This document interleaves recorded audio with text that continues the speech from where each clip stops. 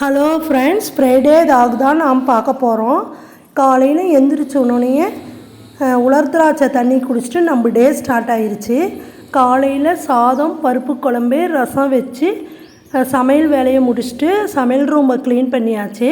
Clean பண்ணிவிட்டு குளிச்சுட்டு சாப்பிட்டு ஆயா கோயிலுக்கு 10:30 மணிக்கே கிளம்பிட்டோம். போன வாரமே நாம் அபிஷேகம் பார்க்க முடியலன்னு சொல்லிட்டு இந்த வாரம் பால் வாங்கிட்டு நேரமாக கோயிலுக்கு போயாச்சு.